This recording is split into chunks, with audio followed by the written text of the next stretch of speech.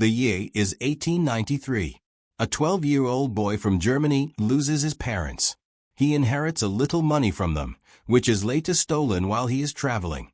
Despite losing everything, he retained one thing: his unstoppable passion for watches. And this passion helped him build the world's greatest watch company. This is the story of Rolex watches. Following his parents' death, Germany's 12-year-old Hans Wilsdorf became an orphan. Darkness clouded his future. His relatives sold his parents' business and sent Hans to a boarding school. Here, he became friends with a boy from Switzerland who informed him a lot about Switzerland's watchmaking industry. Soon, Hans realized that his call lay in this industry. That's why, in 1900, at the age of 19, he left Germany and shifted to Switzerland. There, he found a job at a watchmaking company called Kuehne+Nagel. He was tasked with checking the accuracy of hundreds of watches daily. This role made him passionate about creating perfect watches. In 1903, he decided to settle in London. But during the journey, he met with a tragedy. The 3,300 German gold marks he had inherited from his parents got stolen.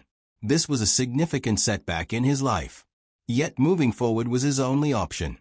In London, he took up a job in another watchmaking company in the sales and marketing department. In the next 2 years, he learned much about manufacturing, sales, and, most importantly, consumer behavior directing the watchmaking industry. He realized that most watchmaking companies were focused on making their watches fancy and decorative, while the customers wanted simple, accurate, durable, and elegant watches. To change this situation, 24-year-old Hans decided to start his own watchmaking business. But there was one problem. Hans lacked sufficient capital to start the business. That's why he welcomed his brother-in-law on board as a business partner in exchange for capital. This led to the formation of the Wilsdorf and Davis firm in 1905. They realized that watches were indispensable for travelers as they needed to catch trains and buses on time to reach their destinations. That's why they decided to manufacture pocket watches catering to travelers. Compared to ordinary watches, this watch was smaller in size to make it more portable for travelers. The pouch for this watch was manufactured using high-quality leather to make it more sturdy and give it a premium look. This watch was called the Portfolio Pocket Watch. Despite being the company's first product, it was a hit. Even though Hans started his company with pocket watches, he didn't want to be limited to manufacturing pocket watches. He predicted that wristwatches will completely replace pocket watches in the future. That's why Hans shifted his focus to manufacturing world-class wristwatches. But the problem was that the customers of the time weren't keen on accepting wristwatches. There was a perception that only females wore wristwatches. Hans wanted to change this perception.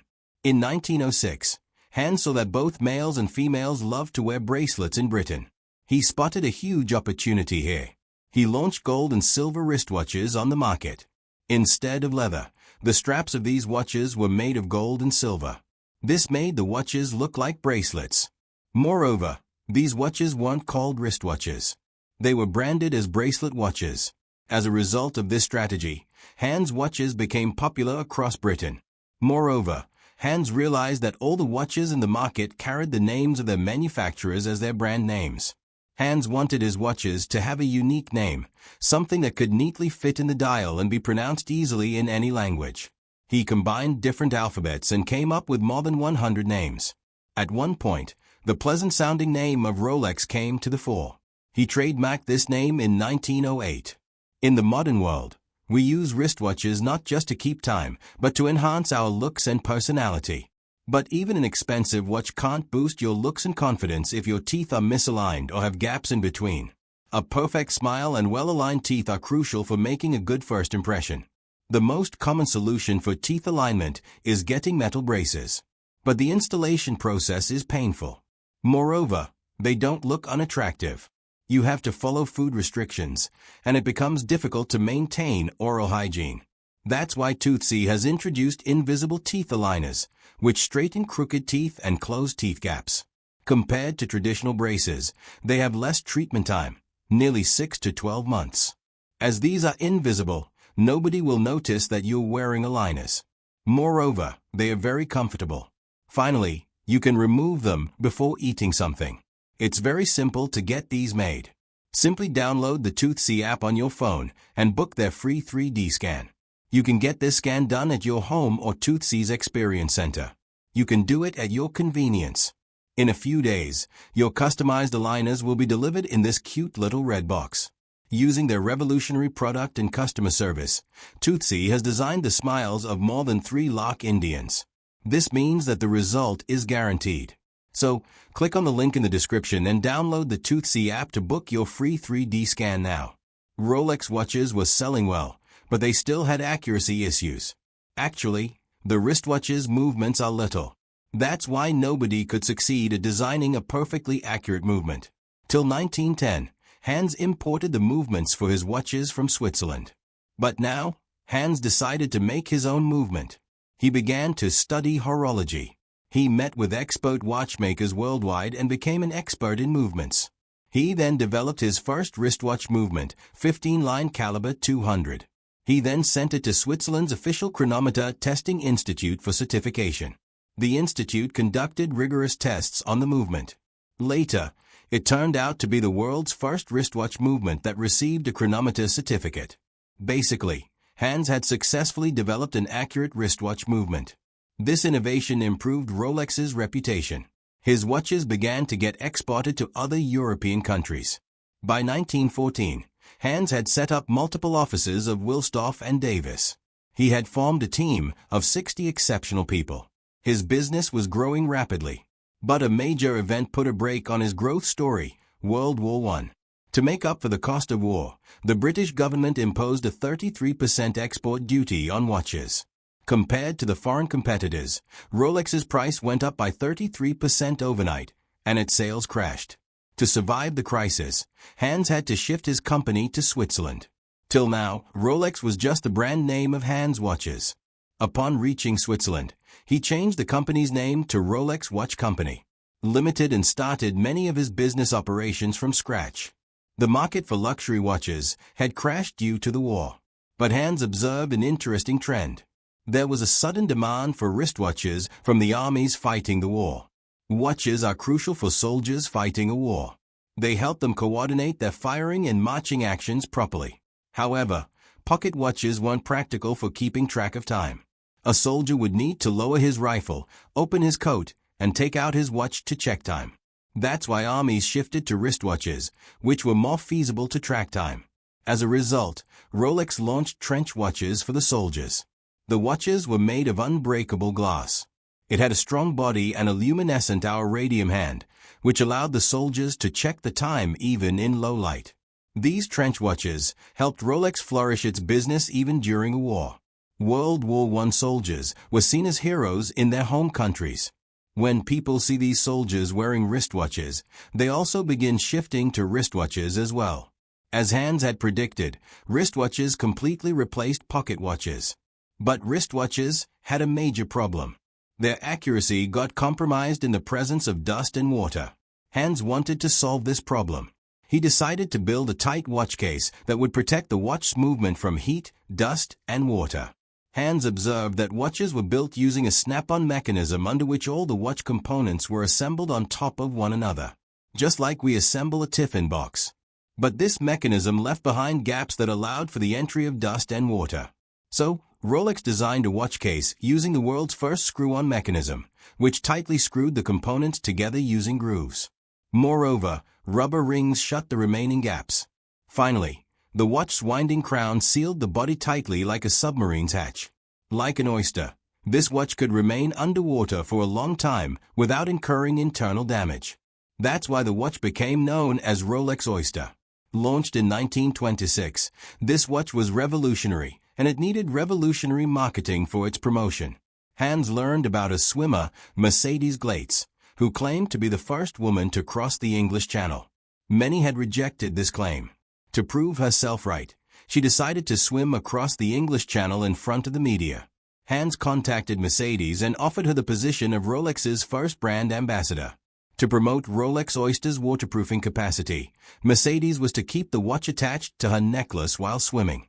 Initially, her attempt was successful. After swimming for 10 hours, she had crossed 80% of the English Channel. Unfortunately, she got exhausted and was rescued.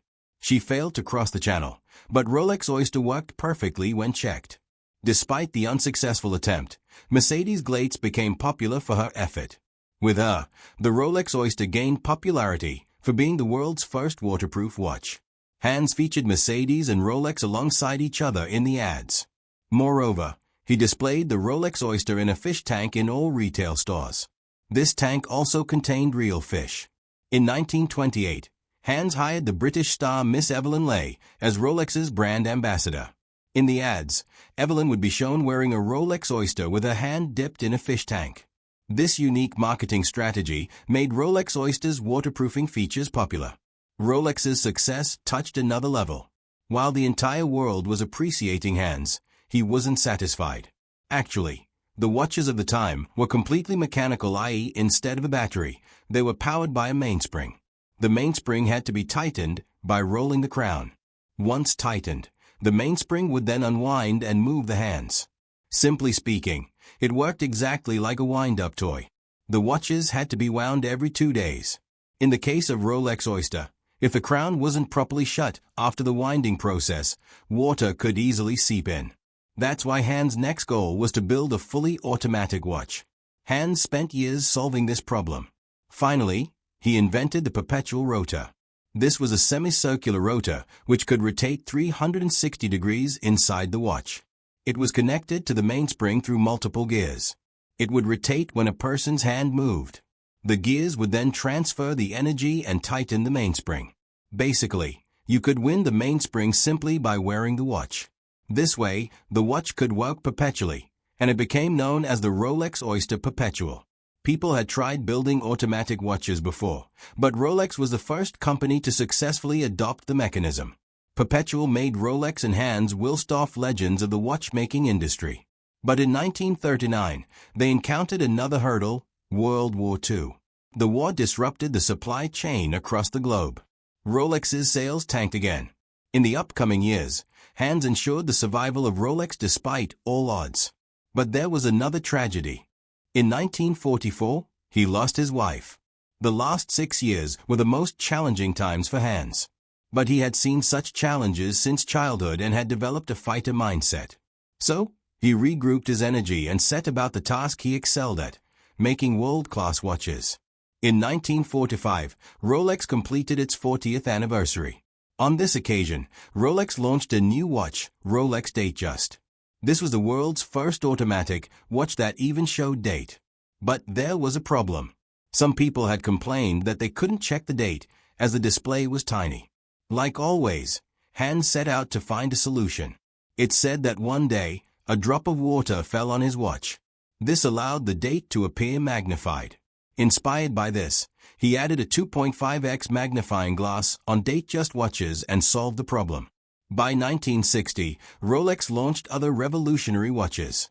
For instance, in 1953, it launched Rolex Explorer, a strong and unbreakable watch made especially for mountaineers and explorers so that they never have to worry about the watch getting damaged. In 1955, Rolex launched GMT Master, which featured a rotating bezel. It was made especially for pilots as they had to fly to different time zones. The bezel made it easier to track time. Finally, in 1960, Rolex launched an experimental watch called Deep Sea Special. It was designed to handle the extreme water pressure of the deep sea. To test this, it was taken to the deepest known ocean point of the 1960s, nearly 11,000 m deep. The watch worked perfectly even at this depth. This is how Rolex established itself as the king of the watchmaking industry. Be it the tip of Mount Everest or the deepest point in the ocean, there was only one watch brand that could handle these extreme conditions, Rolex. Hans achieved things with Rolex that no watchmaker could ever dream of achieving. In 1960, at the age of 79, Hans Wilsdorf left the world. But he left behind a watch brand that had made him immortal. This was the story of Rolex. If you like this video, I recommend you watch this video. Subscribe now and become a part of Expedition Diaries for more.